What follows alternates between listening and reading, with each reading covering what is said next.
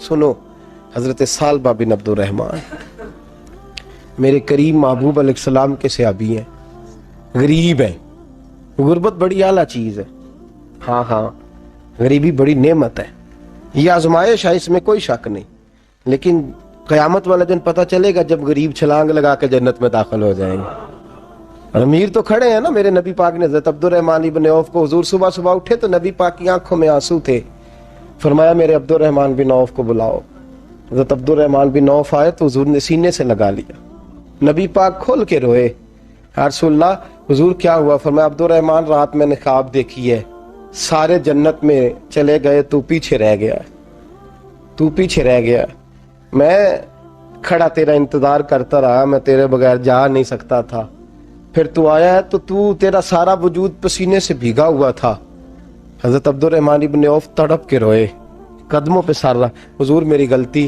فرمایا یار تیرے پاس مال بڑا ہے، تجھے حساب دیتے دیتے لیٹ ہو گئی، تیرے بیگ کھل گئے، تجھے حساب دینا پڑ گیا، تو لیٹ ہو گیا، میں پریشان ہو گیا۔ حضرت عبد الرحمن ابن عوف نے 100 گھوڑا مال اوپر رکھ کے حضرت عبد الرحمن نے حضور کی بارگاہ میں پیش کیا، کہا یا رسول اللہ یہ۔ اور پتہ ہے ایک دن کیا ہوا؟ ایک دن سرکار کے وصال ظاہری کے بعد حضرت عبد الرحمن ابن عوف نبی پاک کے گھر کے دروازے کے باہر آ کے بیٹھ گئے اور یوں سر کو پکڑا ہوا ہے، رو رہے ہیں۔ حضرت ام سلمہ حضور کی زوجہ باہر آئیں، کہا بیٹا عبد الرحمن کیا ہوا؟ جب پوچھا کیا ہوا تو اور کھول کے روئے، کہا کیوں روتا ہے؟ کہا اماں جی جب تک میرے محبوب حیات ظاہری میں تھے مجھے بتاتے تھے یہ مال نہ کما، یہ کم، میں حضور سے بات کرتا تھا تو حضور روک دیتے تھے، اب مجھے ظاہراً بتانے والا کوئی نہیں، مال کے ڈھیر لگ گئے ہیں، آج حساب کرنے بیٹھا ہوں تو حساب نہیں ہو رہا، سوچتا ہوں اگر میں پھنس گیا تو مجھے کون اس سے بچائے گا؟ آپ محبوب کی زوجہ ہیں، میری ماں ہے، میں آپ کے پاس آیا ہوں، اماں جی مجھے بتائیں میں کیا کروں؟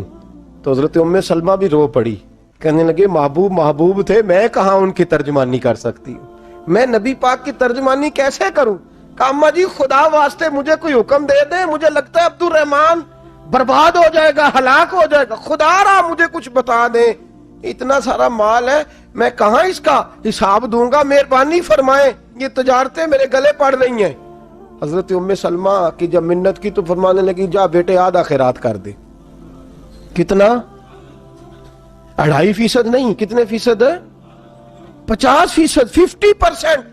حضرت عبد الرحمن ابن عوف گئے اور 50% خیرات کر کے کہنے لگے اماں میں نے 50% دے دیے، میں بچ جاؤں گا نا، میں بچ جاؤں گا، میں دے آیا ہوں آدھا۔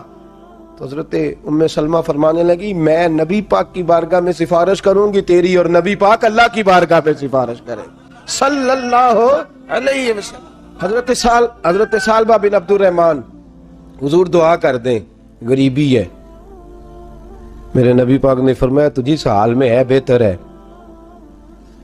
کرتے ہیں حضور نہیں دعا کر دیں، فرمایا تجھی اس حال میں ہے، تیسری دفعہ پھر آ گئے، حضور نے دعا کر دی، 4 بکریاں تھیں، چند مہینے گزرے، کچھ تجارت شروع کی، چھوٹے موٹا لین دین شروع کیا تو 40 ہو گئیں، کچھ وقت اور گزرا تو ریوڑ بن گیا، پھر گائیں بھی آ گئیں، پھر اونٹ بھی آ گئے، پھر لائنیں لگ گئی، پھر ہر وقت حضور کے قریب بیٹھنے کو دل کرتا تھا، اب لین دین کے معاملات تھے، اب ذرا طبیعت تھوڑی پیچھے ہٹنے لگی، تھوڑا دل پیچھے ہٹنے لگا، پہلے 5 نمازیں مسجد میں، پھر زور اثر کی چھٹی، میری طرف دیکھو اور دیکھو میں کیا عرض کر رہا ہوں، پھر زور اثر گئی، پھر کچھ وقت گزرا تو مغرب بھی گئی، پھر اتنی بڑی حویلی کوئی نہیں، پھر باہر جا کے مدینے سے ڈیرا لگا لیا، جمعے کے جمعے آتے، زکوٰۃ کا حکم آ گیا 2 ہجری میں، حضرت ابو ہریرہ رضی اللہ تعالیٰ عنہ امیر زکوٰۃ مقرر ہوئے، 5 اونٹوں پر 1 بکری، یہ زکوٰۃ ٹھہری۔ اب جب گئے نا اونٹ گنے اور بکریاں گننے لگے، اوہو 1 کروڑ پہ 2.5 لاکھ، کس نے دیا تھا؟ دعا کس نے فرمائی؟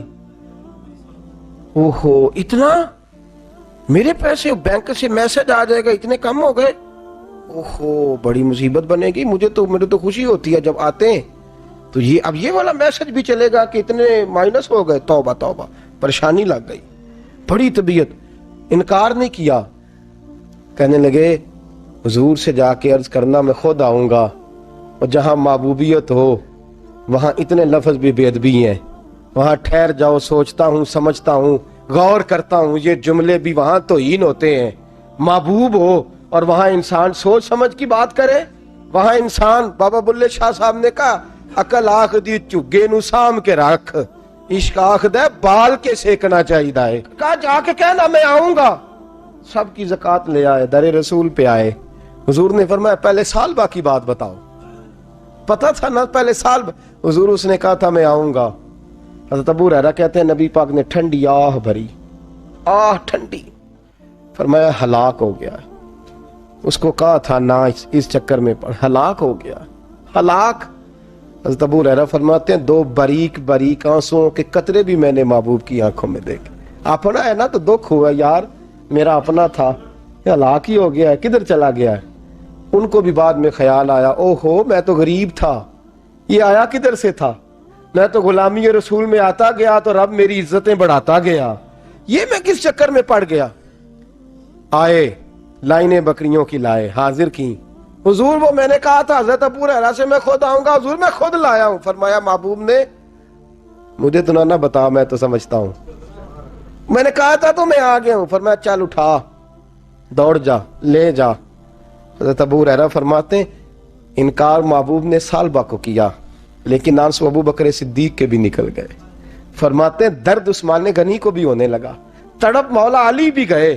فرمایا جا لے جا، نہیں چاہیے تیرے پیسے۔ فرماتے ہیں سالبہ نے ہاتھ باندھے، کہا محبوبہ غلطی ہو گئی، حضور مجھے، فرمایا تجھے کہا نا تیرے نہیں چاہیے، نکل جا۔